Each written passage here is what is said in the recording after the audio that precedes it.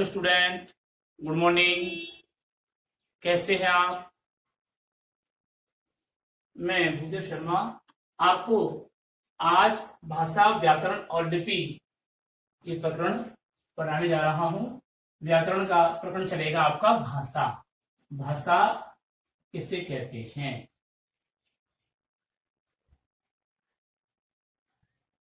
ठीक है जी, तो देखिए भाषा किसे कहते हैं।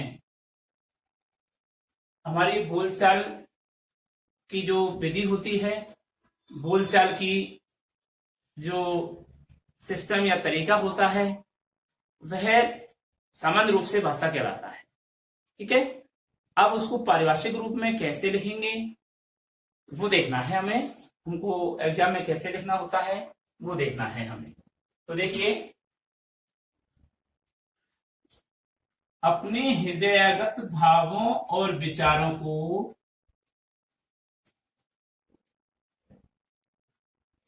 अपने हृदयागत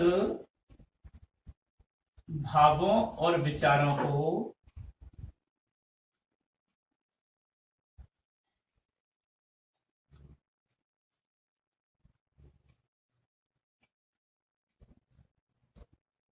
अपने हृदयागत भावों और विचारों को एक व्यक्ति से दूसरे व्यक्ति तक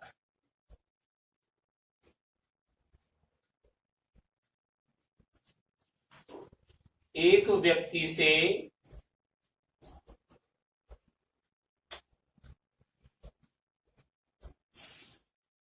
व्यक्ति से दूसरे व्यक्ति तक लिखित या मौखिक रूप में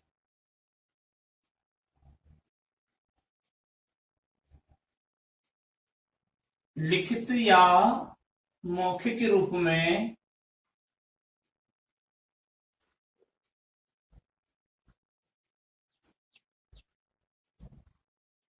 लिखित या मौखिक रूप में अभिव्यक्ति के द्वारा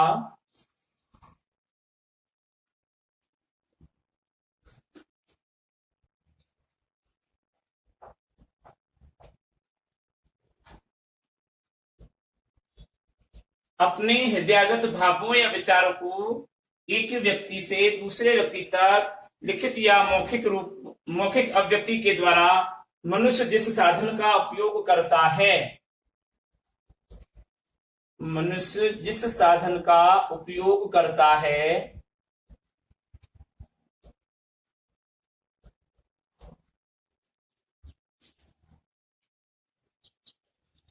उसे भाषा कहते हैं।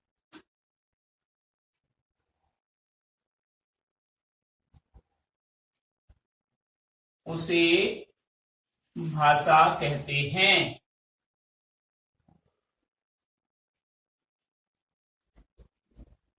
ठीक है जी, यानी व्यक्ति अपने हृदय में उठने वाले विचारों को एक व्यक्ति से दूसरे व्यक्ति तक जो लिख करके या मौखिक रूप में अपने भावों को व्यक्त करता है, उसे जिस साधन से यानी कि लिख करके कर रहा है या मौखिक रूप में कर रहा है, उस साधन का उपयोग करता है, उसे ही हम क्या कहते हैं? उस साधन को ही भाषा कहते हैं। ठीक है, तो इसके बारे में हम लिखेंगे थोड़ा सा इसका महत्व के बारे में कि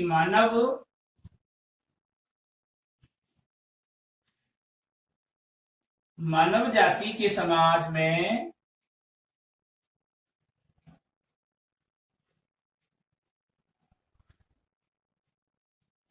रहने के कारण मनुष्य को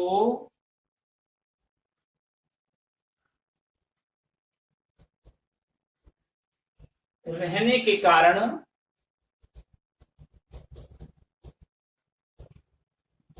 मानव जाति के समाज में रहने के कारण मनुष्य को आपस में विचार विनिमय करने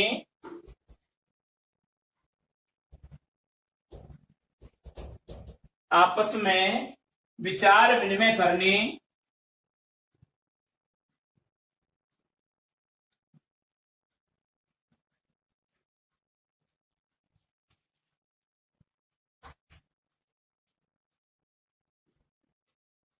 विचार विनिमय करने अर्थात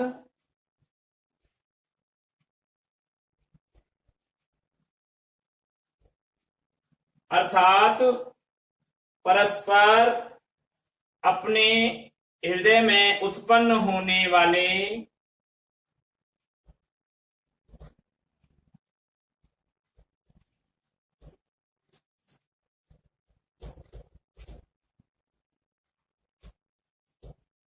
परस्पर अपने हृदय में उत्पन्न होने वाले संदेश, सूचना आदि की अभिव्यक्ति के लिए संदेश, सूचना,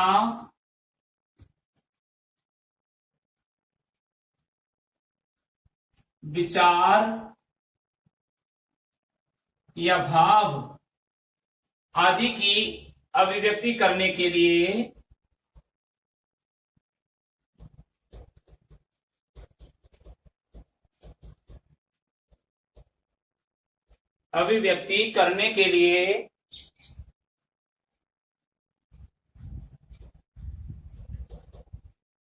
जिस माध्यम का प्रयोग करता है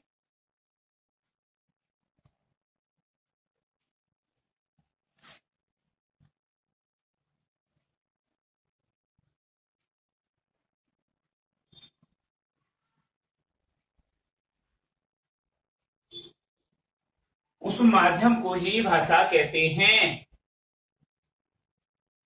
उस माध्यम को ही भाषा कहते हैं।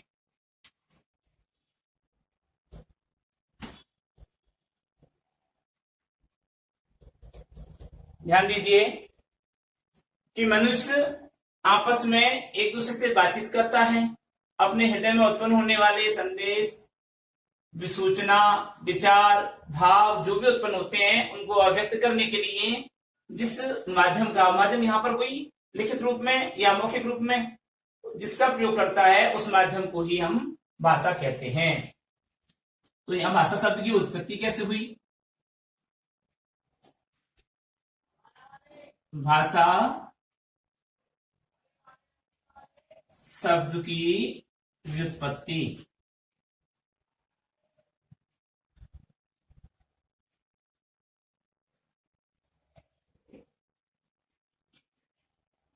देखिए, भाषा शब्द संस्कृत की भाषा शब्द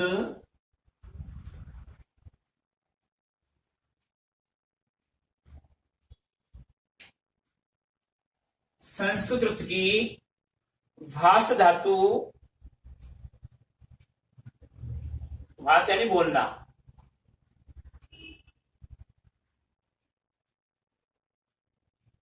भाष धातु, भाषा शब्द संस्कृत की भाष धातु से बना है। भाष धातु से बना है।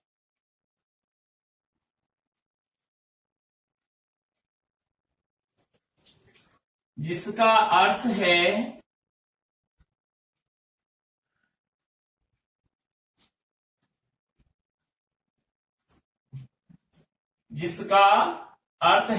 व्यक्त, लेना उसको व्यक्त वाणी। जिसका अर्थ है व्यक्त वाणी या बोली गई वाणी या बोली गई वाणी, ये भाषा का अर्थ है।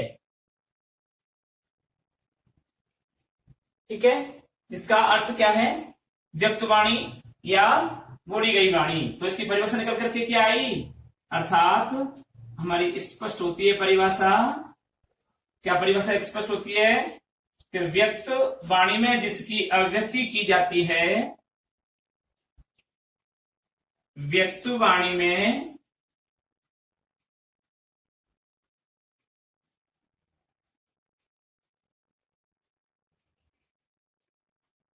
जिसकी अभिव्यक्ति की जाती है उसे भाषा कहते हैं।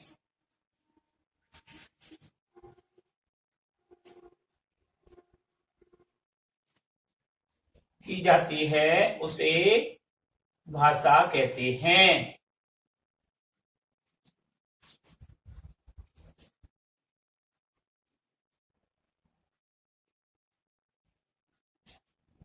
ठीक है, यानी व्यक्त्यायाम वाची भाषा कथ्यते।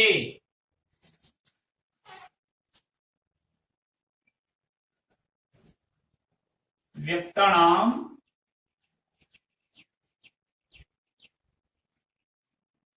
वाची भाषा कथ्यते, ये संस्कृत के अनुसार। और कई बार क्या होता है, संस्कृत और हिंदी का एक सा ही परिभाषाएं हो जाती हैं, ज्यादातर अलग होती हैं लेकिन कई बार हो जाती हैं, और संस्कृत से ही हिंदी की व्याकरण उत्पत्ति होती है। तो व्यक्तायाम वाची भाषा कथ्यते, व्यक्त वाणी को, यानी कि व्यक्त वाणी में जिसकी अभिव्यक्ति की जाती है उस व्यक्त वाणी को ही क्या कहते हैं, भाषा कहते हैं। ठीक है, अब आइए, भाषा के निम्न दो रूप होते हैं।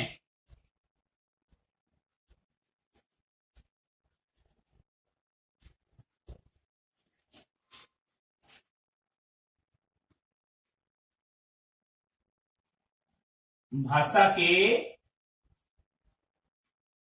निम्न दो रूप होते हैं।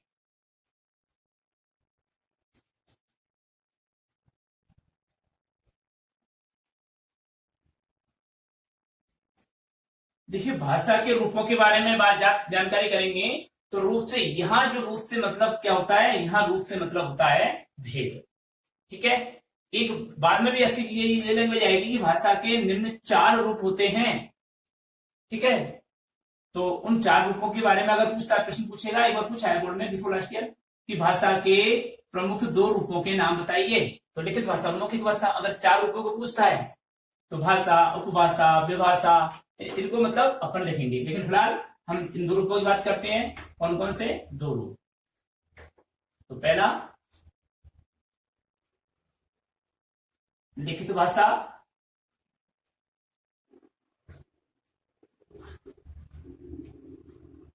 और दूसरा मौखिक भाषा।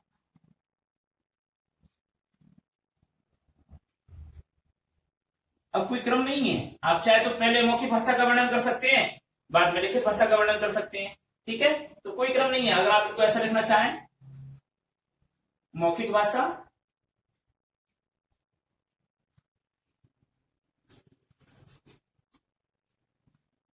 और दूसरा लिखित भाषा, तो भी सही है। ठीक है, चूंकि कम मैटर इसमें पढ़ना होता है, इसलिए इसको पहले लिखते हैं वो लोग, और हमको ज्यादा मैटर इसमें पढ़ना होता है, इसलिए इसको ज्यादा लिखते हैं, फिर बाद में लिखते हैं। तो ऐसे ही समास के भेद होते हैं, संधि के भेद होते हैं, तो कोई क्रम नहीं है इनका सुनिश्चित कि इसी क्रम में ये आना चाहिए, नंबर फर्स्ट में शाब्दिक संधि ही आनी चाहिए संधि की। तो ऐसा कुछ नहीं है, जैसा आपको याद है वैसे लिखते चले जाए, ऐसे नंबर नहीं कटते हैं। अच्छा, ऐसा पूछता भी नहीं है वो। तो देखिए, अब एक एक के बारे में पढ़ते हैं अपन। मौखिक भाषा किसे कहते हैं? मौखिक भाषा के बारे में पढ़ते हैं, यानी कि इसके 2 भेद होते हैं, 2 रूप होते हैं।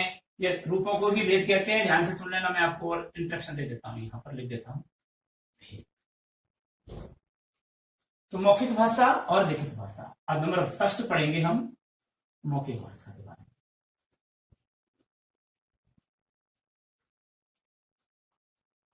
मौखिक शब्द बनता है मुख से, मुख से बनता है मौखिक, यानी मुख के द्वारा स्पष्ट की गई या व्यक्त वाणी को क्या कहते हैं? मौखिक भाषा कहते हैं। और लिखित को कहते हैं लिख करके व्यक्त की जाने वाली भाषा को लिखित भाषा कहते हैं। किसी से भी, किसी बालक से भी पूछे आप जो थोड़ा पढ़ना लिखना सीख के आया, उससे पूछे तो वो भी इनको बता सकता है ओरली कि मौखिक भाषा क्या होती है और लिखित भाषा क्या होती है। लेकिन लिखने की भाषा क्या होती है, यानी कि आप एग्जाम में कैसे लिखेंगे, वो हमको समझना होता है। तो साधारणतया बोलचाल की भाषा को, साधारणतया बोलचाल की भाषा को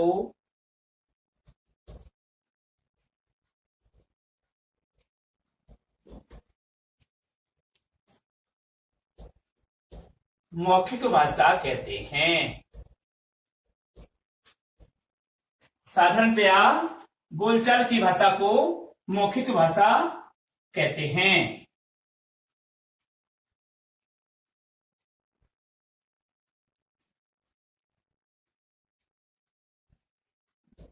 ठीक है। साधारणतया बोलचाल की भाषा को मौखिक भाषा कहते हैं। अर्थात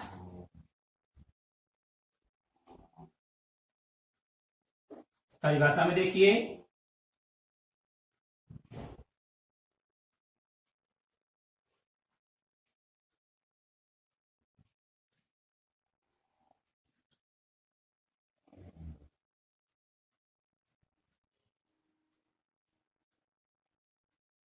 साधारण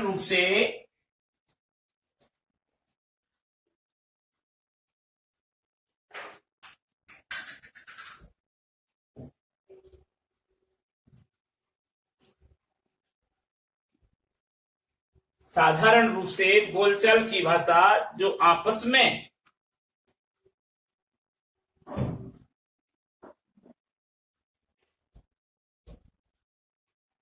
या आपस में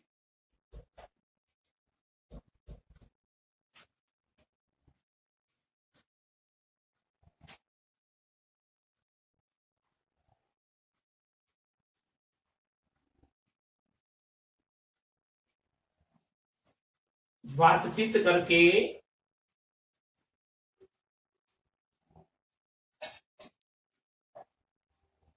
अभिव्यक्ति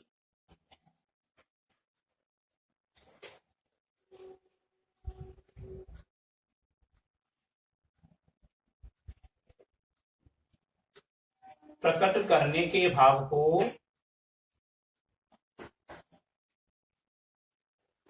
मौखिक भाषा कहते हैं।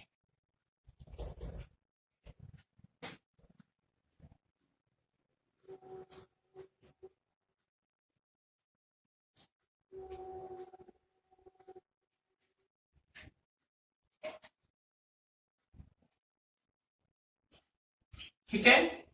साधारण रूप से बोलचाल की भाषा को या आपस में बातचीत करके अभिव्यक्ति प्रकट करने के भाव को मौखिक भाषा कहते हैं।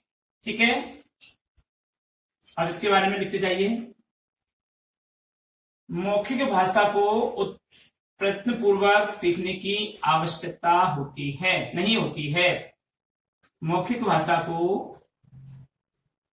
अंतर पूछेगा वो, मौखिक और लिखित भाषा में अंतर कीजिए, तो ये बिंदुओं को लिखेंगे आप। मौखिक भाषा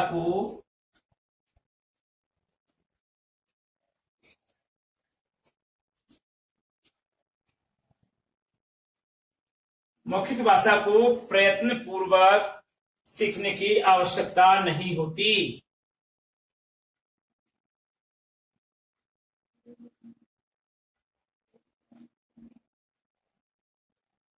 सीखने की आवश्यकता नहीं होती।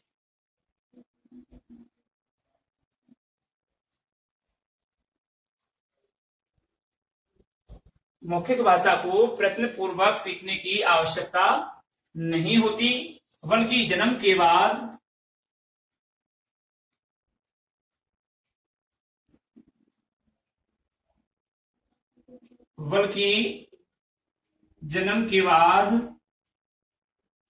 बालक द्वारा परिवार व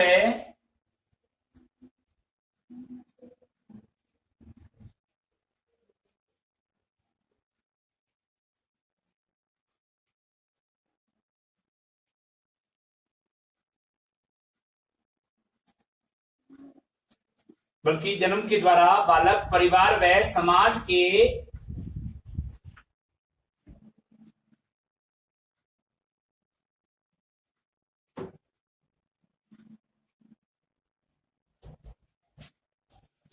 जबकि जन्म के द्वारा बालक परिवार व समाज के संपर्क में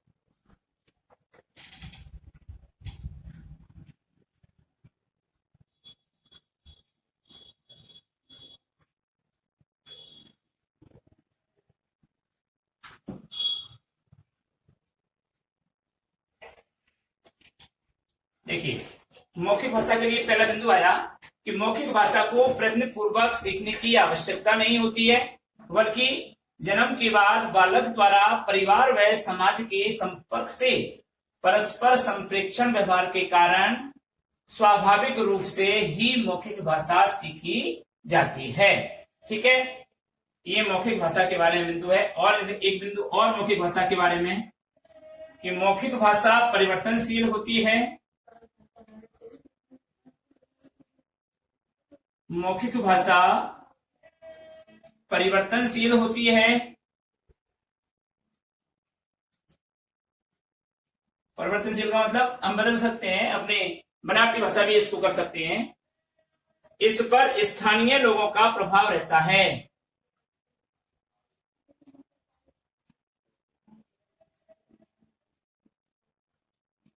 इस पर स्थानीय लोगों का प्रभाव रहता है।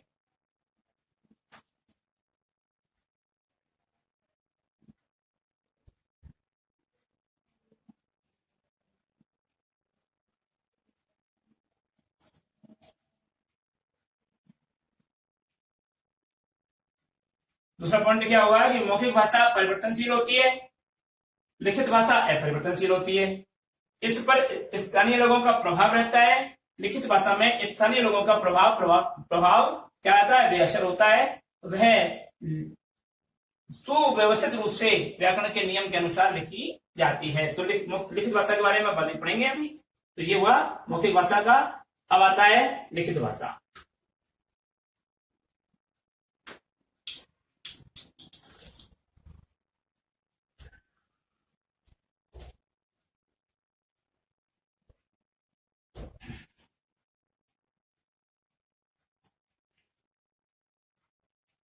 नंबर 2, लिखित भाषा।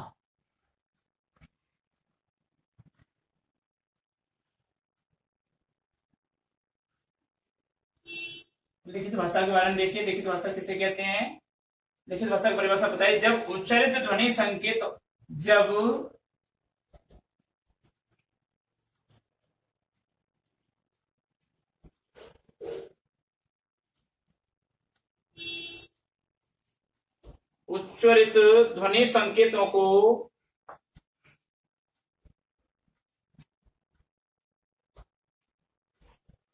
जब उच्चारित ध्वनि संकेतों को लिखित चिन्हों या संकेतों द्वारा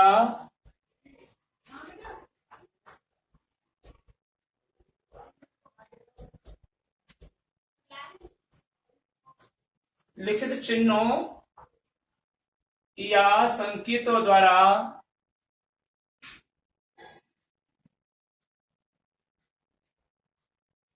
जब उच्चारित ध्वनि संकेतों को लिखित चिन्हों या संकेतों द्वारा लिखकर अंकित किया जाता है,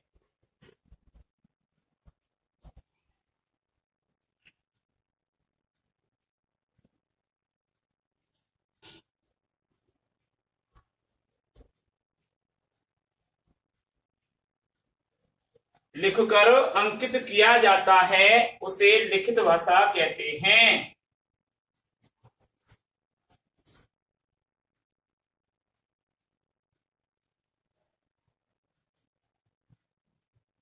उसे लिखित भाषा कहते हैं। ठीक है जी।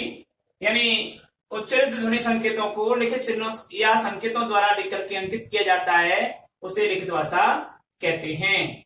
लिखित भाषा को वर्तनी इसके बारे में जो बिंदु आते हैं वो लिखित भाषा को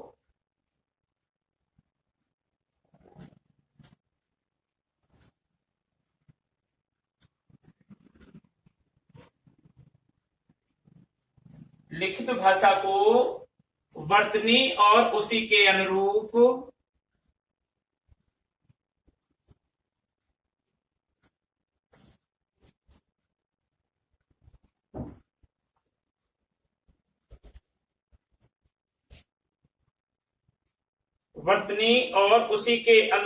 उच्चारण प्रयत्न पूर्वक सीखना पड़ता है। लिखित भाषा को वर्तनी और उसी के अनुरूप उच्चारण प्रयत्न पूर्वक सीखना पड़ता है।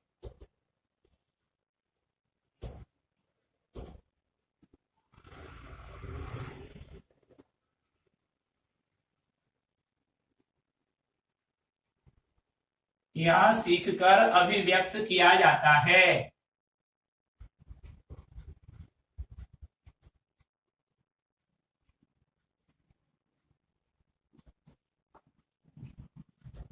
लिखित भाषा के बारे में। और तीसरा बिंदु देखिए कि लिखित भाषा क्या होती है, कृत्रिम होती है, बनावटी होती है। हम कैसे भी लिख सकते हैं इसको।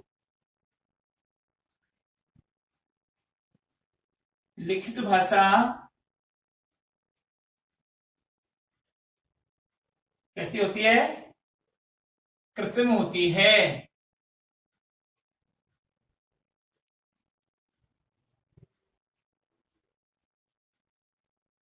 लिखित भाषा कृत्रिम होती है जो रूढ़ और प्राचीनता से युक्त होती है।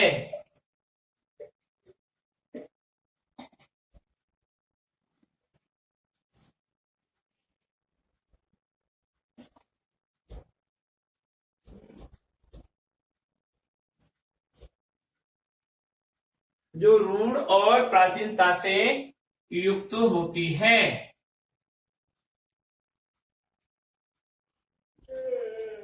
ठीक है। लिखित भाषा कैसी होती है, कृत्रिम होती है जो रूढ़ और प्राचीनता से युक्त रहती है। एग्जाम्पल देखिए अब दोनों ही भाषाओं की। एग्जाम्पल मौखिक भाषा का।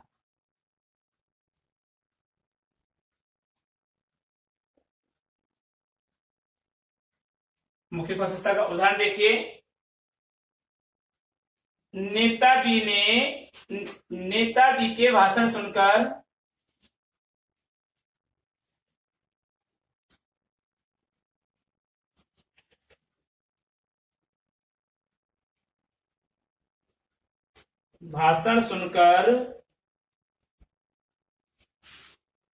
जनता गदगद हो गई।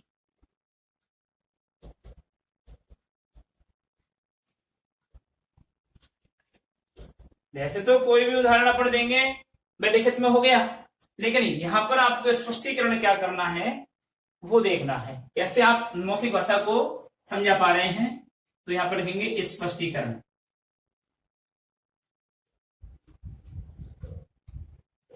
इसका देखिए स्पष्टीकरण में, यहां नेताजी का भाषण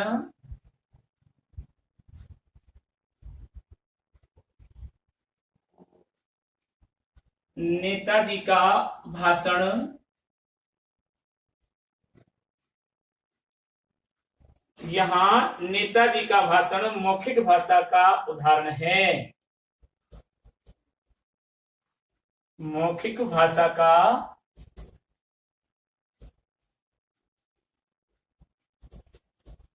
उदाहरण है। ठीक है। अब दूसरा उदाहरण देखिए।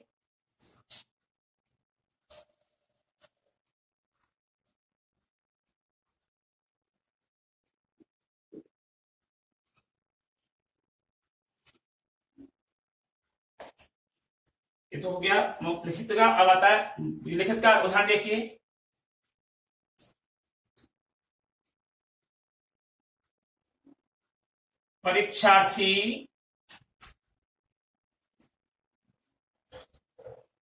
परीक्षार्थी उत्तर पुस्तिका में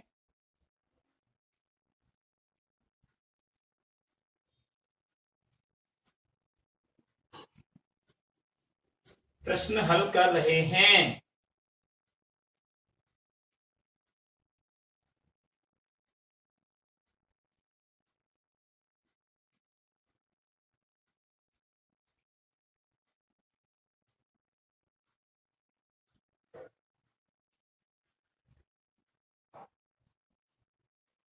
देखिए परीक्षार्थी उत्तर पुस्तिका पर प्रश्न हल कर रहे हैं।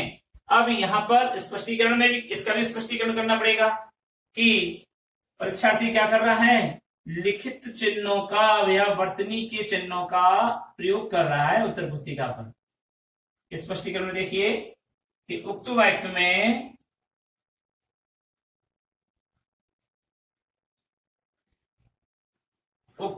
में भाषा के निश्चित चिन्हों का प्रयोग किया जा रहा है। भाषा के उक्त भाषा के निश्चित चिन्हों का प्रयोग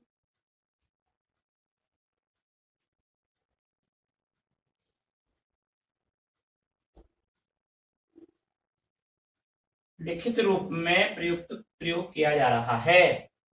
लिखित रूप में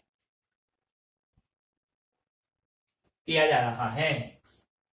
तो इस प्रकार ये हमारे क्या हो गए, लिखित और मौखिक भाषा के बारे में वर्णन हो गया।